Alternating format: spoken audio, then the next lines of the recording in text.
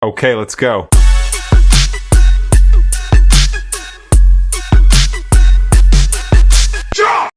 All right, let's talk about something fascinating. Investor psychology. You know, why that amazing brain of yours can sometimes be your absolute worst enemy when it comes to money. Sounds weird, right? Well, to show you what I mean, let's just jump right in with a super quick test. Okay, take a look at these two lines. Don't overthink it, just go with your gut feeling. Which one looks bigger? The top one or the bottom one? Yeah, if you're like pretty much everyone else, your brain is probably yelling at you that the bottom line is definitely longer. And surprise, your brain just totally played a trick on you. It's kind of wild, but both of those lines are the exact same length. I know, right? This little illusion is the perfect setup for what we're talking about today. It's all about these little mental shortcuts, these biases that feel so right in the moment, but can lead to some really big mistakes, especially when we're talking about your hard-earned money. All right, so let's break this down. That little snap judgment you just made, with the lines, that wasn't really a mistake. It was actually your brain doing what it does best, what it's designed to do, really, and that's taking shortcuts. In the world of psychology, this has a name. It's called a mental heuristic. So what's a mental heuristic? Well, you can think of it like your brain's low-power mode.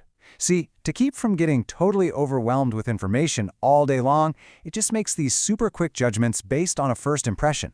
It's a tool for efficiency, and honestly, we need it to get through the day. But, and this is a big but, here's where the trap is. That super efficient tool, it can be an absolute disaster when it comes to investing. That same quick glance that helps you decide what to have for lunch might make you feel like a certain stock is a sure winner. And that feeling makes you skip the boring stuff, the real work, like digging into balance sheets or checking out the company's track record. So what happens? You end up picking a stock purely on a gut feeling, exactly like how you just picked the longer line. So the key takeaway here is this. Your brain is literally wired to be, well, kind of lazy. It wants to avoid the heavy lifting of complex analysis. And look, this isn't a knock on you. It's not a personal flaw. It's a feature of how all our brains work. But when you take that feature and apply it to the stock market, oh man, it can be a really, really expensive feature. Okay, moving on to the next mental trap. This one kind of builds on that last idea, and it explains something we all do: double down on our mistakes. It's called the sunk cost fallacy, and it's all about why it is so hard for us to just let go. You know that little voice in your head, the one that tells you you have to stick with something just because you've already put in the time, or the money, or the effort? That's the sunk cost fallacy. The thing is, that original cost is sunk. It's gone. You can't get it back. But man, our brains just hate to admit we made a bad call. Let me paint a picture for you completely outside of the stock market. Imagine you're on a road trip, you're starving, and you pull over and grab a 500 rupee fast food meal. You get back in the car, you're excited to eat, you take a sip of your drink, and it's all watery. You grab a fry, it's soggy and limp.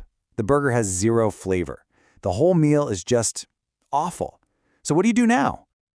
I bet for most of us, this is the exact thought that pops into our heads.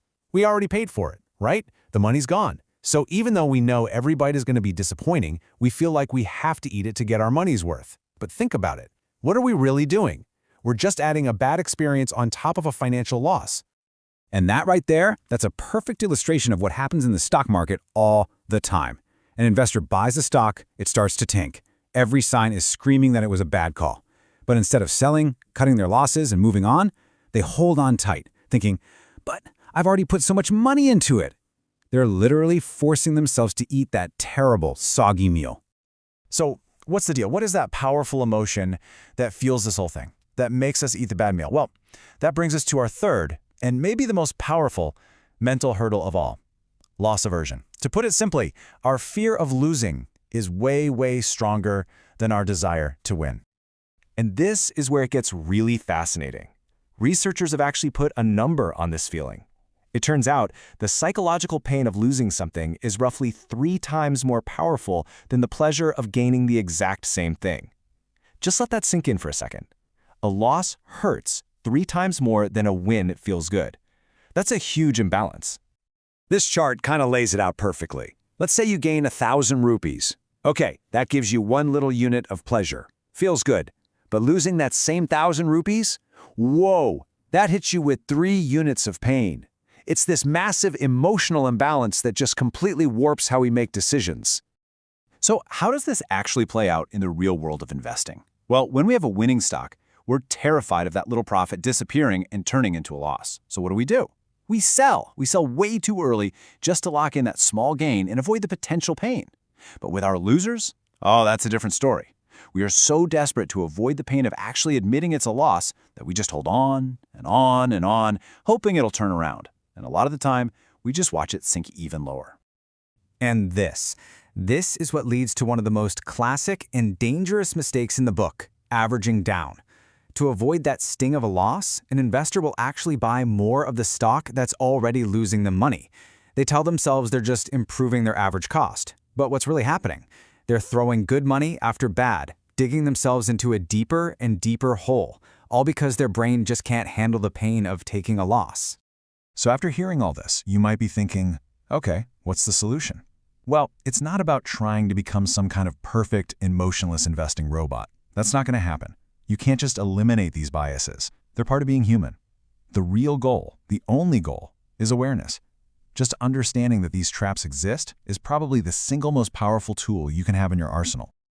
All right, let's do a quick recap of the 3 big brain traps we've talked about. First, we have mental heuristics. That's our brain's love for lazy shortcuts that makes us jump to conclusions. Then we've got the sunk cost fallacy, the thing that makes us cling to bad decisions just because we already started them. And finally, the big one, loss aversion, where that intense fear of losing makes us do the exact opposite of what we should, sell our winners way too early and hold on to our losers for way too long. Just by knowing these biases exist, you can start to catch them in your own thinking. You can learn to just pause before making a snap decision. You can ask yourself, hey, am I holding on to this stock because it's actually a good investment? Or am I just holding on because I can't stand the thought of taking a loss? So I'll leave you with this one question to chew on. Now that you know how your own brain can trick you, how are you going to see your money differently?